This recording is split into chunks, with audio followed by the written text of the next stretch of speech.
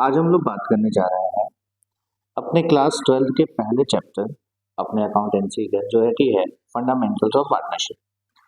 अब fundamentals of partnership समझने के पहले क्या क्या पार्टनरशिप में चीजें होती हैं, सबसे पहले हमें ये समझना जरूरी है कि हमारी पार्टनरशिप क्या होती है, क्योंकि बिना पार्टनरशिप समझे हम आगे की चीजों को नहीं समझ पाएंगे। तो सबसे पहले समझते हैं कि पार्टनरशिप क्या होती है, और पार्टनरशिप समझने के पहले हमें कुछ चीजों को समझना पड़ेगा जो हमने अपने क्लास 11 में पढ़ी थी। 11th क्लास में हमने पढ़ा था कि हमारा जो बिजनेस होता है वो एक सोल प्रोप्राइटरशिप बिजनेस होता है। सोल प्रोप्राइटरशिप बिजनेस क्या होता है कि एक अकेला ओनर होता है, यही बंदा हमारे बिजनेस को पूरा मैनेज करता है, कंट्रोल करता है, सारे रिसोर्सेज लेकर के आता है, जो भी इन्वेस्टमेंट लगानी है वो लगाता है, लायबिलिटी पूरी वही शेयर करता है, मतलब उसको बियर करता है, सारे रिवॉर्ड्स या प्रॉफिट उसी के पास जाते हैं। अब होता क्या है कि सोल प्रोप्राइटरशिप की कुछ ड्रॉबैक्स भी होती हैं, जैसे अगर उसकी हम बात करें तो रिसोर्सेज जो होती हैं वो रिसोर्सेज लिमिटेड हो जाती है, क्योंकि एक अकेला बंदा एक फिक्स लिमिट तक ही पैसा ला पाएगा। और यहाँ फिक्स लिमिट से मतलब है कि जितनी उसकी रिसोर्सेज अवेलेबल है वो उतना ही ला पाएगा। फिर उसके बाद क्या होता है कि मैनेजेरियल एबिलिटी भी कम हो जाती है। मैनेजेरियल एबिलिटी मतलब कि अगर बिजनेस को मैनेज करना है तो हमें ये पता है कि एक अकेले बंदे को ही पूरे बिजनेस को मैनेज करना है। अब अगर उसको अपने बिजनेस को एक्सपेंड करना है, ग्रो करना है और कई जगहों पे ओपन करना है तो उसे और लोगों की जरूरत पड़ेगी। ठीक है, तो यहाँ पे वो लैग कर जाता है क्योंकि वो अकेला बंदा है। बिजनेस की लाइफ भी लिमिटेड हो जाती है कि अगर उस ओनर को कुछ हो गया, ठीक है, या वो किसी रीजन से अब बिजनेस में पार्टिसिपेट नहीं कर सकता तो बिजनेस भी वहां खत्म हो जाता है। तो इन्हीं सब चीजों को ओवरकम करने के लिए हमारे पास आया पार्टनरशिप। अब पार्टनरशिप क्या होता है, तो पार्टनरशिप में बेसिकली ये होती है कि पार्टनरशिप एक रिलेशन होता है between persons who have agreed to share the profit and losses of a business carried on by all or any of them acting for all. अब यहाँ पे कहना क्या चाहता है कि पार्टनरशिप जो होता है वो एक रिलेशन होता है, एक रिश्ता बन जाता है जो लोग साथ में पार्टनरशिप में जुड़ते हैं। ठीक है, मतलब पार्टनरशिप में क्या होता है कि यहाँ पे रिलेशन बिटवीन पर्संस होता है। पर्सन से यहाँ मतलब है कि यहाँ कम से कम दो या दो से ज्यादा लोग ही जुड़ेंगे। ठीक है, तो जब दो से ज्यादा लोग या दो लोग जुड़ते हैं तो उनके बीच में रिलेशन बन जाता है। किस चीज का? जिन्होंने एग्री किया है, किस चीज पे एग्री किया है कि वो बिजनेस के जो भी प्रॉफिट्स हैं या लॉसेस हैं उसको वो शेयर करेंगे, मतलब जो भी प्रॉफिट लॉसेस हमारे बिजनेस में आएगी उसका वो बंटवारा करेंगे आपस में, और उस बिजनेस को चलाने की जिम्मेदारी भी या तो वो उसमें से कोई एक ले लेगा या तो सारे लोग ले लेंगे। ठीक है, मतलब any of them acting for all, और वहां पे हमारा बिजनेस रन हो जाएगा। अभी जो पार्टनरशिप की डेफिनेशन है हमारी, ये पार्टनरशिप की डेफिनेशन हमें मिली कहाँ से? तो सबसे पहले बात करते हैं कि हमारे पार्टनरशिप का जो एक्ट होता है वो होता है पार्टनरशिप एक्ट 1932। सबसे पहले हमारे देश में पार्टनरशिप की शुरुआत हुई थी 1932 में, वहीं पे हमारा एक्ट बनाया गया जिसका नाम हुआ पार्टनरशिप एक्ट 1932। अब पार्टनरशिप एक्ट 1932 में सेक्शन 4 में ये कहा गया है कि हमारी पार्टनरशिप क्या होती है। ठीक है, तो पार्टनरशिप का डेफिनेशन फिर से एक बार समझ लेते हैं कि partnership is the relation between persons. Partnership क्या है? रिलेशन है किसके बीच में? पर्संस के बीच में। पर्संस मतलब दो या दो से ज्यादा लोग, who have agreed to share the profit and losses, जिन्होंने हामी भरी है, जिन्होंने सहमति प्रोवाइड की है कि हाँ हम इस बिजनेस के प्रॉफिट और लॉसेस को क्या करेंगे? शेयर करेंगे, और बिजनेस को चलाने की जिम्मेदारी कैरिड ऑन बाय ऑल, सारे लोग बिजनेस को चलाएंगे, या फिर कोई एक बंदा भी उस बिजनेस को रन कर सकता है, बाकी लोग के बिहाफ पे कर सकता है। ठीक है, तो पार्टनरशिप में हमें समझने को मिल गया कि पार्टनरशिप में हमारे कितने लोग होते हैं? दो या दो से ज्यादा लोग होते हैं। अब यहाँ पे बात करते हैं कि हमारे पार्टनर्स कौन होते हैं। ठीक है, तो पार्टनर्स वो लोग होते हैं जिन्होंने इंडिविजुअली या फिर कोई फॉर्म भी ज्वाइन कर सकती है हमारे यहाँ पे, जिन्होंने अपनी सहमति दी है और जिन्होंने उस पार्टनरशिप में एग्री किए हैं, ठीक है, कि हम इस पार्टनरशिप बिजनेस में रहेंगे। तो जो लोग उस पार्टनरशिप बिजनेस के ओनर बनते हैं उन्हीं लोगों को हम पार्टनर्स कहते हैं। ठीक है, फॉर्म क्या होती है यहाँ पे? जब सारे लोग मिल करके एक बिजनेस रन करते हैं तो उस बिजनेस को हम फॉर्म कहते हैं। ठीक है, तो ये होगी पार्टनरशिप फॉर्म, और उस बिजनेस का एक पर्टिकुलर नेम होता है, उसको हम कहते हैं फॉर्म्स नेम कहते हैं।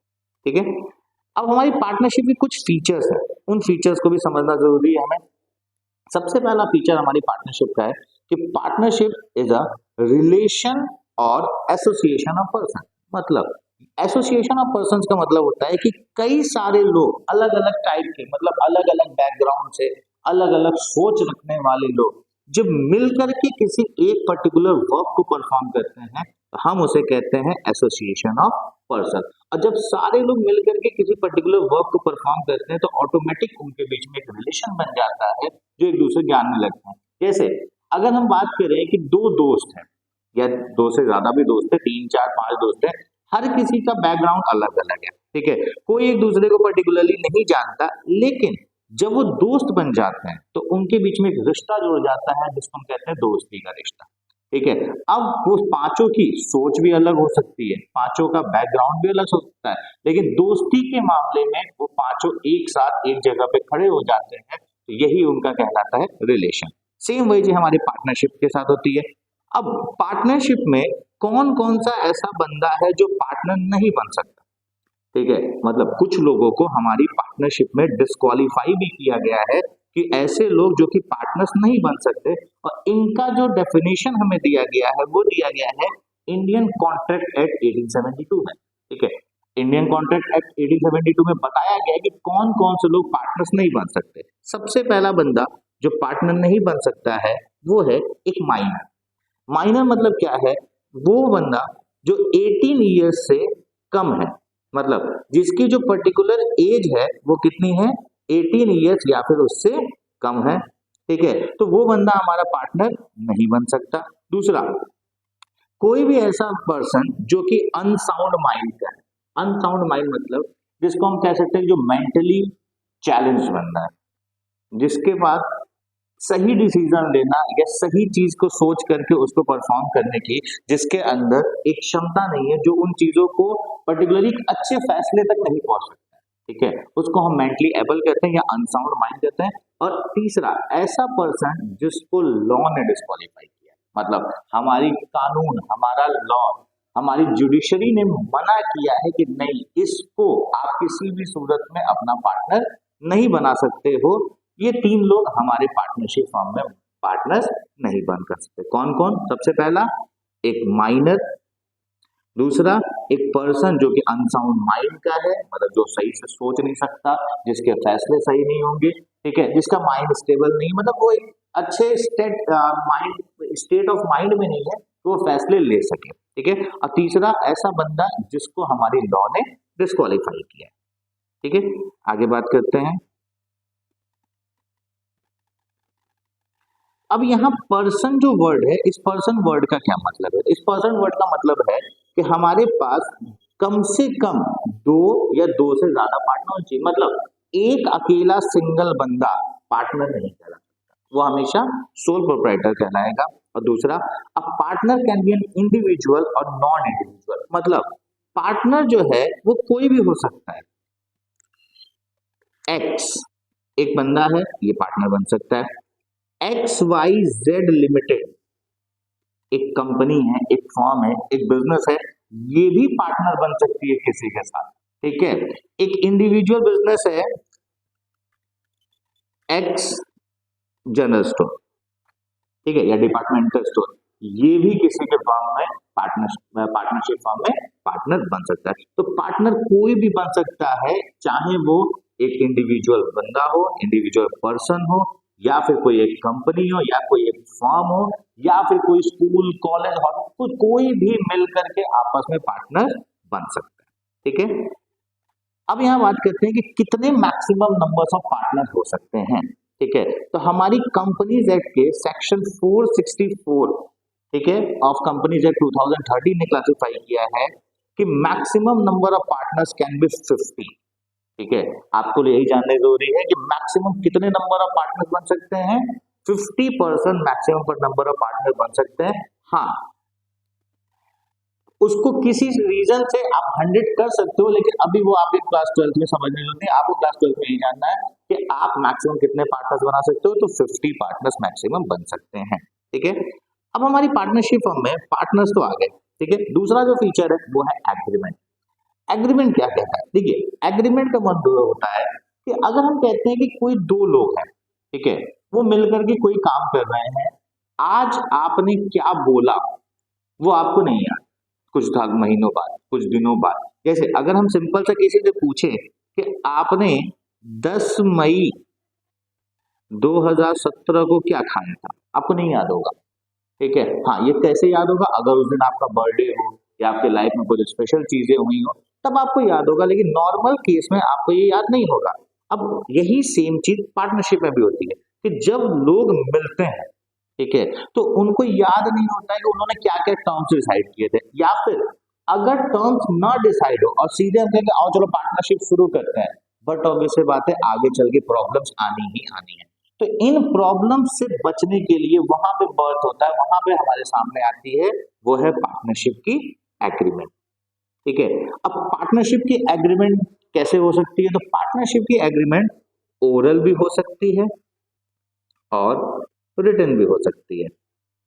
अब ओरल और रिटन हमें क्या चूज करना चाहिए अगर हम पार्टनर हैं, ठीक है। ओरल मतलब कि हमने मुंह जुबानी आपस में डिस्कस कर लिया कि देखो ये हम काम करेंगे, तुम इतनी प्रॉफिट रख लोगे, तुम इतनी सैलरी रख लोगे, ठीक है, तुमको कमीशन के रूप में इतना मिल जाएगा, ये सारी चीजें हमारी ओरल होती है। रिटन मतलब होता है कि जब हम अपनी पार्टनरशिप डीड में हम चीजों को लिख करके रख लेते हैं, वहां पे हम एक डीड बनाते हैं जिसका नाम होता है पार्टनरशिप डीड। यहाँ पे हम जो भी हमारे टर्म्स एंड कंडीशंस हैं, जो भी हमारे रूल्स एंड रेगुलेशंस हैं, हम हर चीजों को लिख देते हैं, ठीक है। प्रैक्टिकली अगर हम कहें तो सबसे बेस्ट एग्रीमेंट होता है रिटर्न एग्रीमेंट, क्योंकि रिटर्न एग्रीमेंट से क्या होता है कि आप रिटर्न एग्रीमेंट को कोर्ट में चैलेंज कर सकते हो, ठीक है। अगर आपने, हम कहते हैं कि दो लोगों ने पार्टनरशिप शुरू की, ठीक है, उन्होंने आपस में कहा, दो लोग, हम मान लेते हैं कि दो लोग हमारे हैं एक्स और वाई, इन्होंने पार्टनरशिप शुरू की और इन्होंने कहा कि ऐसा है कि तुम प्रॉफिट में से तुमको सैलरी का, सपोजेड सैलरी का साल में तुमको 1 लाख रुपीज सैलरी मिल जाएगी और वाई को भी 1 लाख रुपीज सैलरी मिल जाएगी, चलिए ठीक है। अभी क्या हुआ कि इन्होंने आपस में बोल दिया कि तुमको 1 लाख सैलरी मिलेगी, तुमको 1 लाख सैलरी मिलेगी, दोनों ने। वाई जो है वो पर्टिकुलरली बिजनेस में ज्यादा नहीं रहता, ठीक है, वो कम ध्यान देता, उसके कुछ और भी काम है। एक्स जो है वो प्रॉपर बिजनेस में इन्वॉल्व है। अब क्या हुआ कि जब सैलरी देने की टाइम आई तो एक्स ने कहा नहीं, हम तुमको इतनी सैलरी नहीं देंगे, तुमको हम सिर्फ 50,000 सैलरी देंगे। अब यहाँ पे आई को बुरा लग गया कि अरे ऐसे कैसे पॉसिबल है कि तुम 50,000 दोगे, ठीक है। अब इनके बीच में बातें हुई, डिस्प्यूट्स हुए, मनमुटाव हुआ और ये चले गए कोर्ट में। कोर्ट में जब गए तो वाई ने कहा कि ऐसी ऐसी बात है, ये नहीं होना चाहिए, इन्होंने कहा था कि 1 लाख देंगे, अब ये कह रहे 50,000 सैलरी देंगे। तो कोर्ट कहेगी क्या आपके पास कोई एविडेंस है कि इन्होंने कहा था कि 1 लाख रुपए ही आपको सैलरी मिलेगी? वाई के पास कोई एविडेंस नहीं, क्योंकि कोर्ट ओरल चीजों को एविडेंस नहीं मानती है, ठीक है। वहां पे वाई ये केस हार जाएंगे और मजबूरी में इन्हें 50,000 ही लेके जाना पड़ेगा। लेकिन अगर इन्होंने इसी चीज को एक रिटन एग्रीमेंट में किया होता, जहां पे प्रॉपरली लिखा होता कि एक्स को 1 लाख रुपीज सैलरी मिलेगी और वाई को भी 1 लाख रुपीज सैलरी।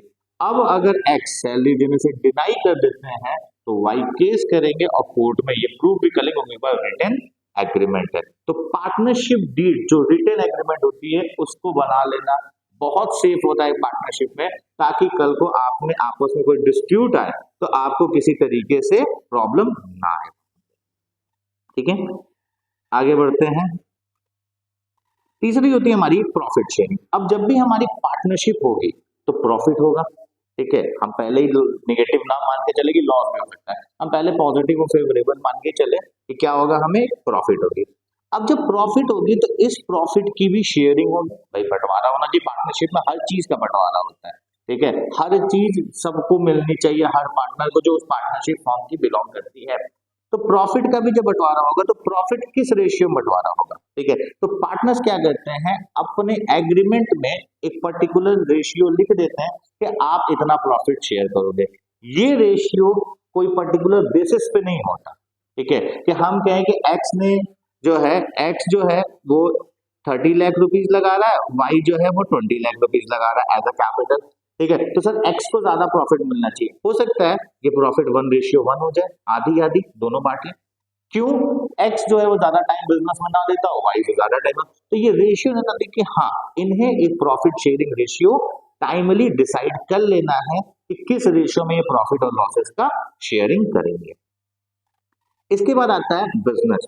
अब यहाँ जो बिजनेस का मतलब है कि पार्टनरशिप में बिजनेस क्या है, तो पार्टनरशिप में जो बिजनेस होगी वो एक लॉफुल बिजनेस होगी, मतलब ऐसी बिजनेस जिसको हमारी लॉ परमिट कर रही है कि हाँ आप ये बिजनेस कर सकते हो। जैसे हम कहते हैं कि दो लोगों ने मिला, सोचा कैसा करते हैं, चलो मिल करके कहीं पर चोरी करते हैं, ठीक है, और चोरी करने के बाद जो भी हमारा प्रॉफिट होगा उसको बांट लेंगे। अब कल को वो लोग कह रहे हैं कि हम लोग पार्टनर हैं, हम लोग एक बिजनेस करते हैं, नहीं, चोरी करना लॉफुल बिजनेस नहीं है। तो आपका जो बिजनेस होना चाहिए वो लॉफुल होना चाहिए, जिसको हमारी लॉ परमिट करती हो, ठीक है। जैसे अगर कोई सोचे कि हम बैंक रन करते हैं साथ में दो लोग मिलकर, तो आप बैंक रन नहीं कर सकते। अब बैंक एक पार्टनरशिप बिजनेस में नहीं आती है, वो लीगल बिजनेस नहीं कहलाती है, ठीक है। यहाँ पे बिजनेस जो है उसमें हमारा ट्रेड भी आ सकता है कि हम किसी चीज की ट्रेडिंग कर रहे हो, प्रोफेशन भी आ सकता है, हम कुछ सर्विसेज प्रोवाइड करते हो, लॉयर फॉर्म्स होते हैं, कई सारे लॉयर्स मिलकर के फॉर्म बनाते हैं, चार्टर्ड अकाउंटेंट्स फॉर्म होती है, कई सारे चार्टर्ड अकाउंटेंट मिलकर पार्टनरशिप फॉर्म बनाते हैं, ठीक है। तो ये चीजें आप वहां पे परफॉर्म कर सकते हो बिजनेस में, और वो आपकी पार्टनरशिप कहलाएगी। इसके बाद आता है business carried on by all or any of them acting for all, ठीक है। अब देखो पार्टनरशिप में ना कई तरीके के पार्टनर्स होते हैं। जैसे अगर हम बात करें तो एक हमारा होता है एक्टिव पार्टनर और एक होता है हमारा स्लीपिंग पार्टनर। एक्टिव पार्टनर वो बंदा होता है जो कि एक्टिवली हमारे बिजनेस की डे टू डे एक्टिविटीज में पार्टिसिपेट कर रहा है, और स्लीपिंग पार्टनर वो होता है जो हमारे बिजनेस में रेगुलर नहीं आता, कभी कभार आता है, वो अपना साइड बाय साइड दूसरा बिजनेस भी परफॉर्म कर रहा है, ठीक है। तो यहाँ पे क्या होता है कि अगर हम कहें कि कोई पार्टनर हमारा बिजनेस में रेगुलर नहीं आ रहा है, ठीक है, तो क्या वो बिजनेस हमारी रन ऑपरेटेड कहलाएगी, ठीक है। तो यहाँ पे होता है कि अगर पार्टनर बिजनेस में आ रहा है तो वो बिजनेस में वर्क करेगा, सारे पार्टनर्स मिलके काम कर रहे हैं तो इसको कहलाएगा business carried on by all, मतलब सारे के सारे पार्टनर्स हमारे क्या है, वर्किंग पार्टनर्स है, एक्टिव वर्किंग पार्टनर जो बिजनेस में आते हैं। लेकिन अगर कोई पार्टनर बिजनेस में नहीं आ रहा है, कोई सिंगल बंदा ही है जो हमारे बिजनेस को रन कर रहा है, तो वो होगा business carried on by one, ठीक है, कि एक सिंगल बंदा ही उस पूरे बिजनेस को क्या कर रहा है, मैनेज कर रहा है, और बाकियों के बिहाफ पे वो एक्टिंग कर रहा है, मतलब वो दुनिया में यही दिखा रहा है कि हमारी पार्टनरशिप फॉर्म है, लेकिन वो खुद अकेला उस चीजों को मैनेज कर रहा है, ठीक है। उसके बाद आता है हमारा प्रिंसिपल एजेंट रिलेशनशिप हमारा पार्टनर। पार्टनर्स, हर पार्टनर एक पार्टनर का प्रिंसिपल भी है और दूसरे पार्टनर का रिलेशन भी, ठीक है। अब यहाँ पे क्या होता है कि जैसे मान लो कोई एक वर्किंग पार्टनर है, सपोज हम एग्जांपल आपको लें कि एक्स वाई जेड तीन पार्टनर्स हैं हमारे, ठीक है। अब यहाँ पे क्या हुआ कि एक्स जो है ये एक्टिव पार्टनर है जो रेगुलर बिजनेस में आता है, डेली बिजनेस की एक्टिविटीज को देखता है। वाई जेड जो है ये दोनों के दोनों स्लीपिंग पार्टनर्स है, मतलब ये बिजनेस में नहीं आते हैं, ना ही ये कुछ बिजनेस परफॉर्म करते हैं। अब यहाँ पे होता है प्रिंसिपल एंड एजेंट रिलेशनशिप का मतलब क्या है कि अगर एक्स ने कोई डिसीजन ले लिया, ठीक है, अगर वो डिसीजन हमारे बिजनेस के अगेंस्ट चला गया या हमारे लिए फेवरेबल नहीं हुआ, ठीक है, तो ये लोग भी उस डिसीजन में बाउंड होंगे सफर करने को। मतलब एक्स जो है बेसिकली यहाँ पे एज अ एजेंट इनका वर्क कर रहा था, ठीक है। एज अ एजेंट वर्क करने का मतलब है कि एक्स जो है यहाँ पे एक एजेंट की तरह इनका वर्क कर रहा था, तो इनको भी उन चीजों को सफर करना पड़ेगा, ठीक है। चलिए इसके आगे की चीज हम लोग रेस्ट ऑफ अपनी क्लास में डिस्कस करेंगे।